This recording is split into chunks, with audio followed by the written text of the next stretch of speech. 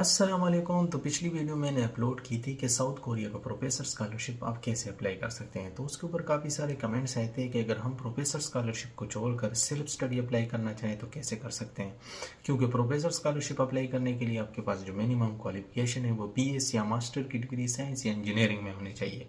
अब अगर किसी ने बीएस या मास्टर की डिग्री किसी भी फील्ड में की हो, इवन अगर आपने एफएससी भी की हो, तब भी आप साउथ कोरिया का सेल्फ स्टूडेंट वीज़ा अप्लाई कर सकते हैं।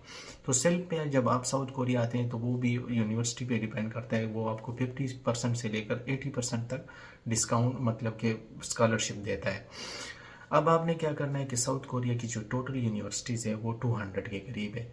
अब आपने हर यूनिवर्सिटी की वेबसाइट खोलनी है। जब आप ये वेबसाइट खोलें तो कोशिश करें उसको गूगल क्रोम पे खोलें, क्योंकि मोस्टली जो साउथ कोरिया की यूनिवर्सिटीज़ है उसकी वेबसाइट जो है वो कोरियन लैंग्वेज में होती है।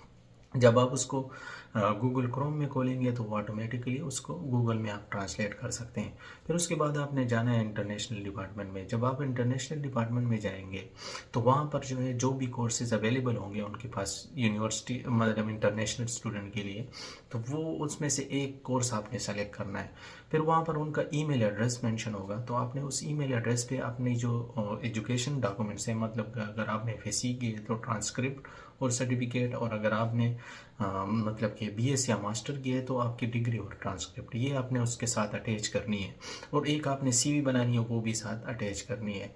फिर एक कवर लेटर लिखना है कि मैं आपकी यूनिवर्सिटी में क्यों एडमिशन लेना चाहता हूँ और जो कोर्स मैंने सेलेक्ट किया है वो क्यों सेलेक्ट किया है। एक फ्यूचर प्लान भी आपने उसके साथ लिखना है।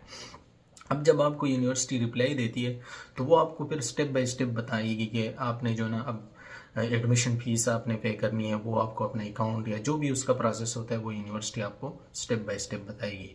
अब जब आप यूनिवर्सिटी के सारा एडमिशन आपका सब कुछ हो जाता है, मतलब यूनिवर्सिटी आपको एक ऑफर लेटर देगी और एक जो आपने फीस जमा की होगी उसका स्लिप एक लेटर होगा वो देगी। आपने ये दो चीज़ें जो है ना मतलब जब आपको देगी तो फिर आपने वीज़ा अप्लाई करना है।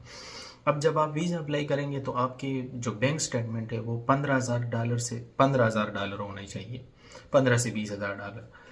फिर और उसके साथ जो है ना आपकी जो मतलब कि आइल्स है वो मिनिमम 5.5 बैंड होनी चाहिए। अगर आपके पास 5 बैंड भी है तब भी आप जो है ना वीज़ा अप्लाई कर सकते हैं। और जितना भी आपका आइल्स का स्कोर अच्छा होगा इतनी आपकी वीज़ा ग्रांटेड के चांसेस ज़्यादा होंगे।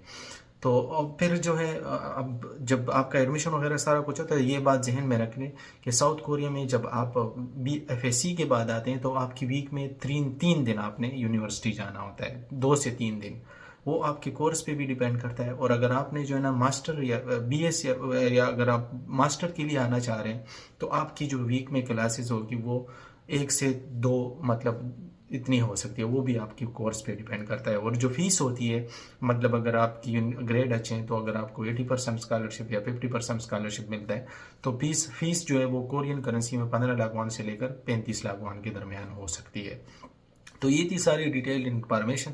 और दूसरी बात मैं ये कह रहा था कि अगर आपको ये सारा जो प्रोसेस है ये डिफ़िकल्ट हो तो आप जो है ना किसी अच्छे कंसल्टेंट के थ्रू भी अप्लाई कर